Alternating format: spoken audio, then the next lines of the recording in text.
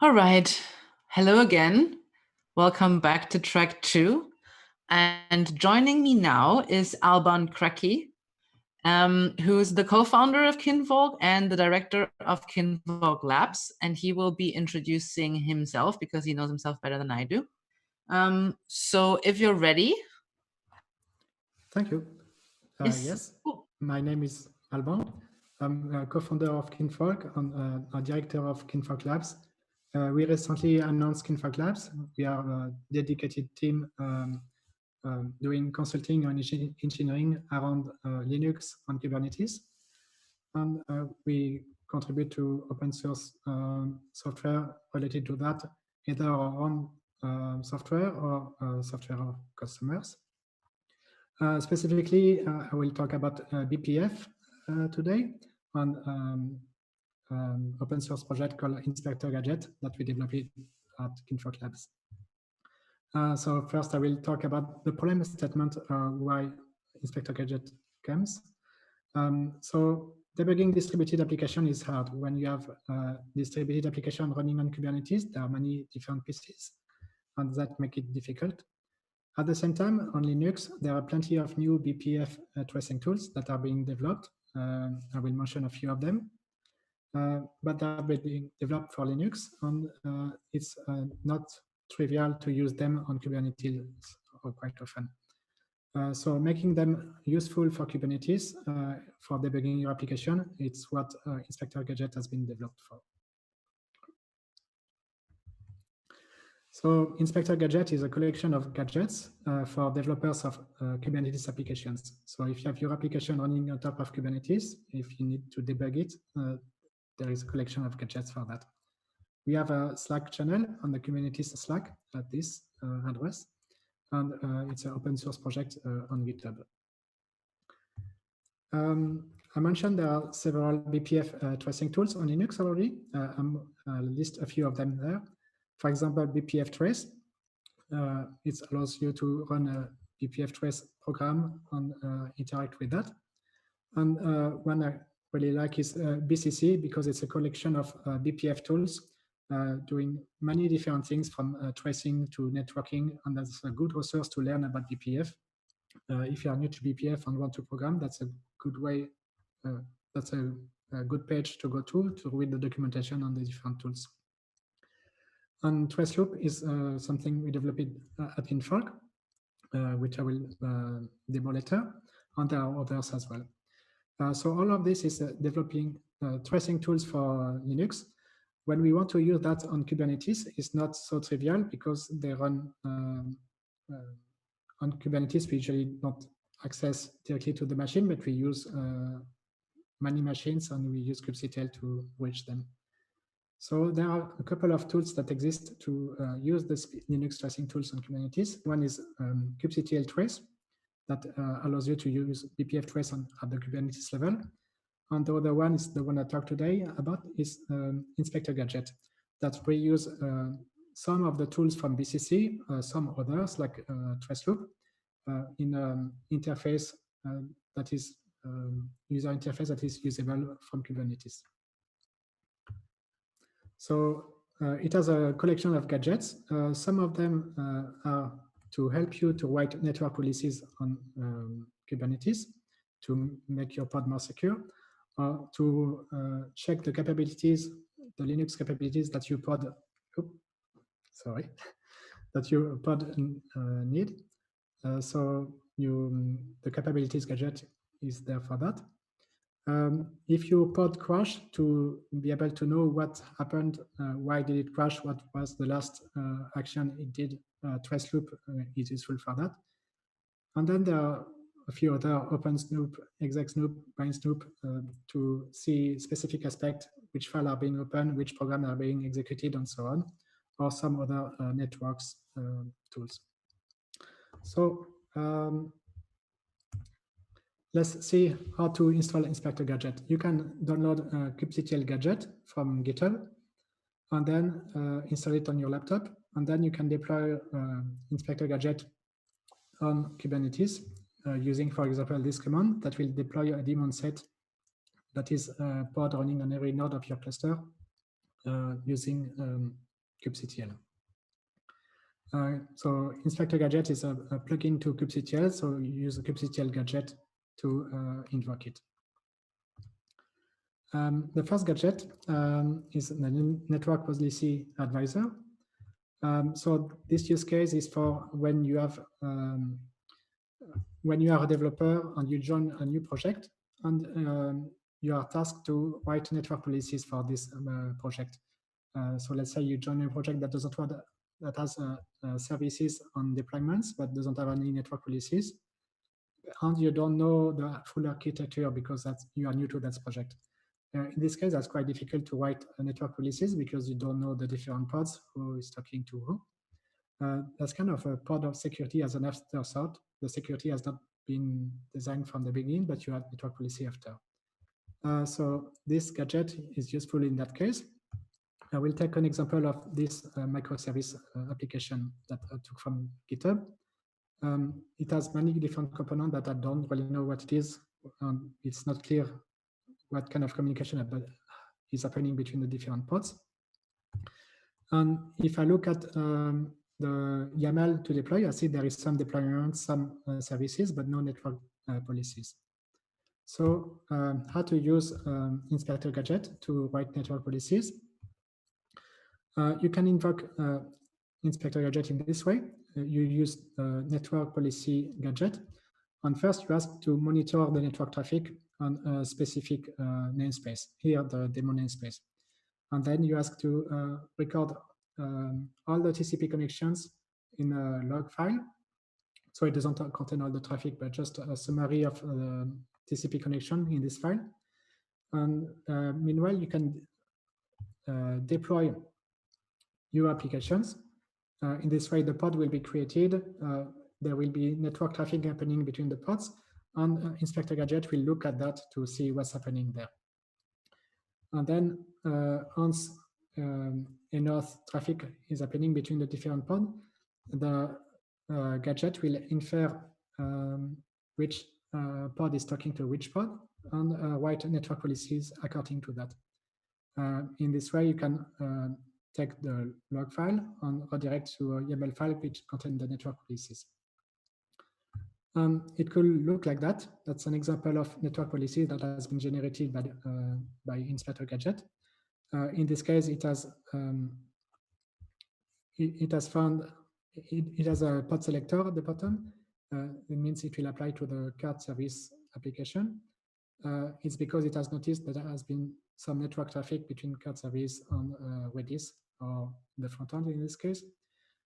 Of course, the generated network policies are not something you should apply blindly and say that's good, but that's, I find it a lot more useful to not start from scratch, but to use that and see if it looks okay, and if it looks okay, you can use it in your application.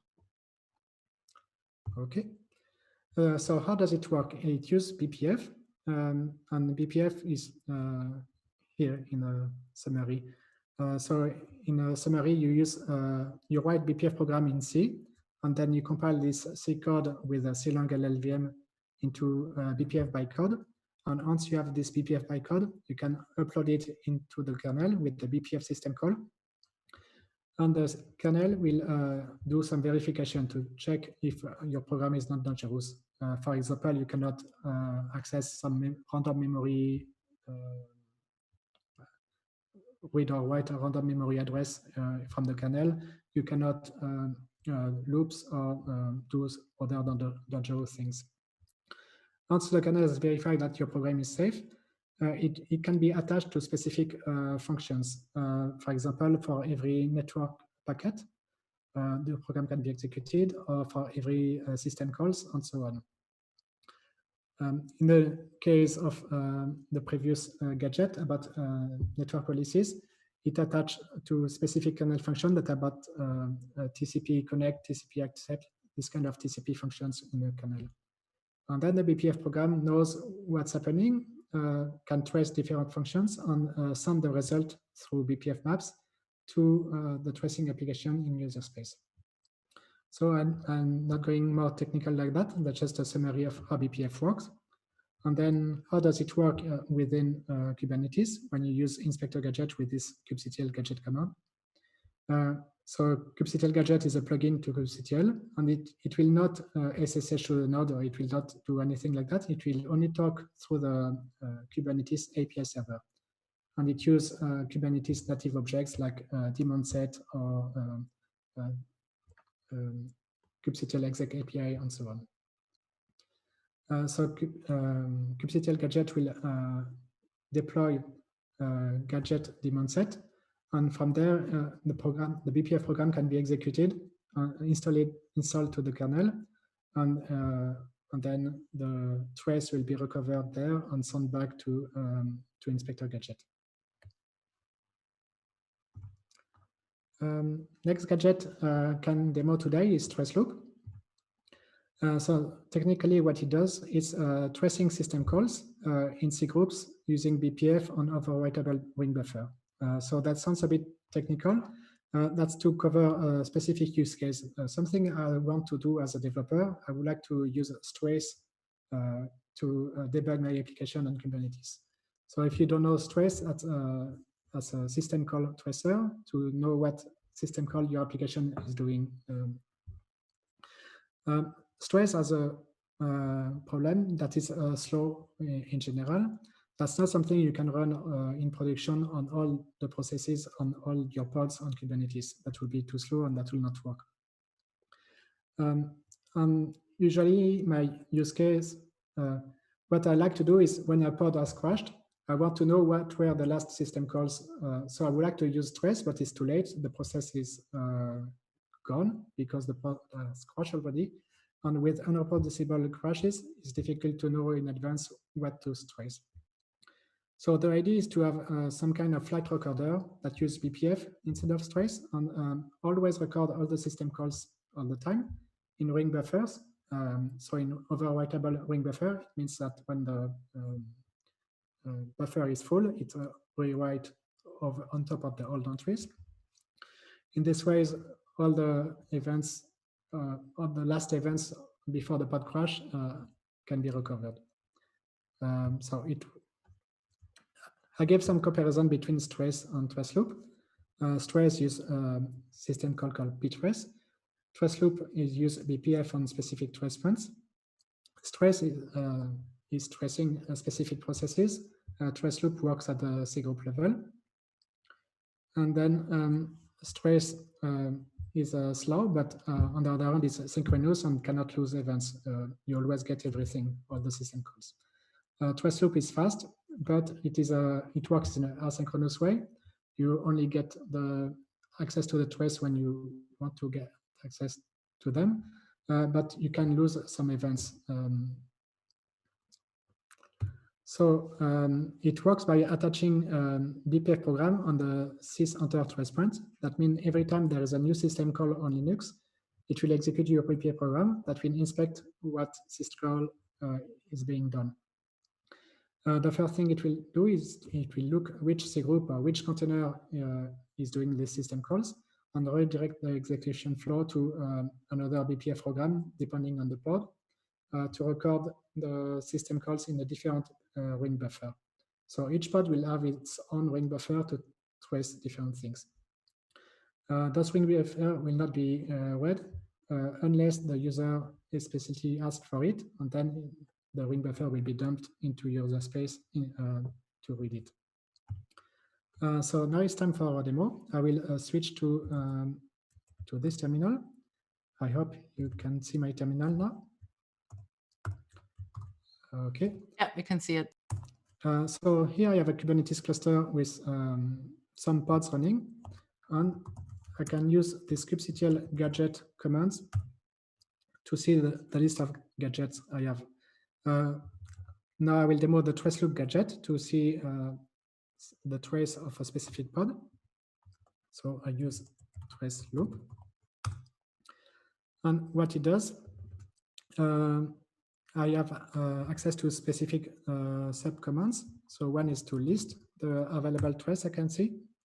I can see the one in the default namespace, or it's a bit like kubectl. You can use this to see different namespace. or -A to see everything. Here it has access to some trace from different pods. And there is this command trace loop show.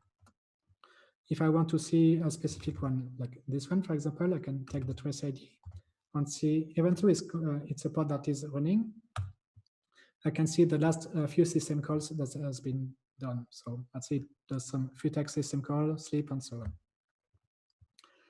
on. Then I will show you an example how it can be used on a pod that has crashed to recover some information. So let me take my note here.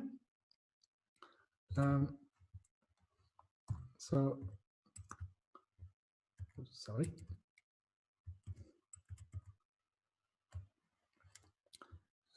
So I will execute a command that will run multiplication and save the thing into a file, and then try to read that file. But because I make a mistake in that shell script, it's not doing what I want, and I don't have the result of the multiplication. And if now the pod has been terminated, so here it finished with an error. And even if I delete that pod, I should still be able to recover the trace using the trace loop gadget.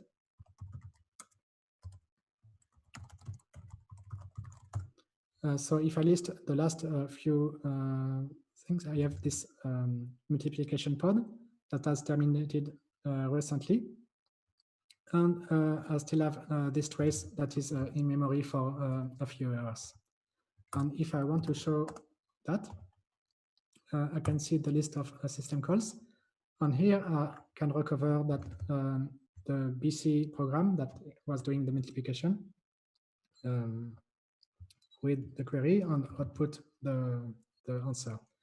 So even though the process is gone, because trace loop is recording all the system calls all the time, I can see the last few system calls and try to debug my application in that way. Okay, let me go back to my slides. There are more gadgets, exec snoop, open snoop, bind snoop, profile, TCP tracer, and so on. I will not demo them all. I will just demo exec snoop today. So for that, I will go back here. And let me read my notes. So I will use this command to use exec snoop and trace all the pods that are that fit that criteria. That is in the default namespace and with those labels. At the moment, I don't have any pod like this, so I don't see anything. Then I will execute a command here. So that's kind of an anti-pattern to use curl pipe bash, but I use it for the purpose of this demo. And here, the exec snoop gadget should print a new line every time a new program is executed. So here, it's a script that I don't know what it is because I use curl pipe bash. But here with this gadget, I can recover every new process that has been executed and see what was doing, what was happening here. In a similar way, there was this gadget called open snoop that print a new line for every file that is being opened, or some TCP connect, TCP tracer to see all the TCP connections. So when it's doing a new traffic on the network, to see what's happening there, and so on. So I can trace specific pod in that way. Okay.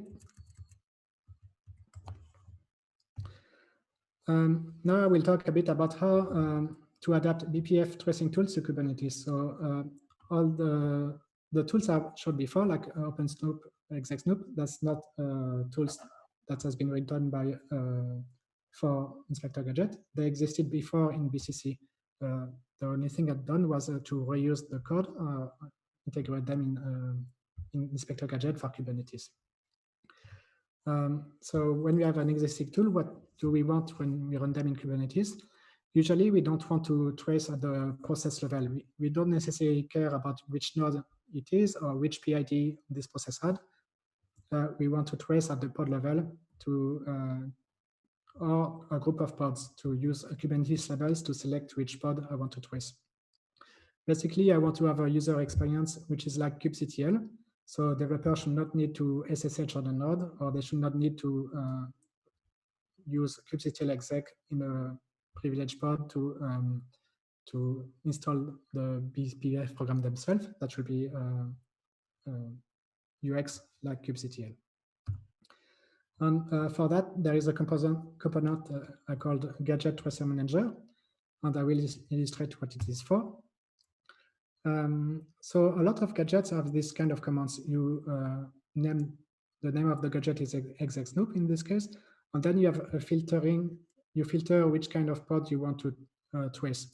So you use one or several of these filter. For example, using Kubernetes labels, or selecting on the namespace or the pod name, or which node it is, or the container index, that is when there are several containers in the same pod. So how does the BPF program knows about this information about Kubernetes label, for example? It's a bit complex because pods on Tracer come and go. They using deployment, a new pod can be scheduled or a new pod can be terminated. And then a user can start a new tracer like OpenSnoop and so on. So what the criteria match can vary over time. There could be a new pod to trace on so on. So I use a component called Gadget Tracer Manager. It's a daemon that runs on every node, and it has gRPC interface. It can be informed when there is a new container and when there is only trace. Technically, it works with OCI hooks. And then Inspektor Gadget, when executing a new gadget, it will inform the tracer what kind of trace it wants, or which labels, and so on. And then it will match the containers on the trace together and update BPF maps. There is one BPF maps for each tracer, that include the list of container to trace. And the BPF program will use that to know what to trace or what to not trace. If you want to contribute to Inspektor Gadget, you can join the Kubernetes Slack, Inspektor Gadget, and you can look on GitHub the issues. Some of them are named good for the issue. That means I'm available to provide guidance, or maybe there are some easier issues to start with. Thank you. I can reply to a question if there are any. Okay, thanks, Alban. I'm going to check for you with questions. So far, I haven't seen any. In the meantime, do you want to tell us a bit about the roadmap, maybe, of your of Inspektor Gadget? Yes. So at the beginning, it was working on Flacar, Kinfox Linux distribution, on Locomotive or Kubernetes distribution, but we want to make it working on more broadly. So recently, we have spent a lot of effort to make it work on OpenShift using Red Hat Enterprise Linux CoreOS, but we also want to make it work on AKS or EKS or different Kubernetes provider there. So that's one aspect, to make it work on more environment. It often requires specific Linux version because we use some specific BPF features that are available in recent versions. Otherwise, it's open for new gadgets. For example, there has been a gadget that has been added recently, which is called Profile. That's a CPU profiler. That means when things are slow, you can use that to see what the CPU is doing and recover kernel stacks to see that. In general, there are plenty of gadgets or tracers that exist in BCC, and some of them can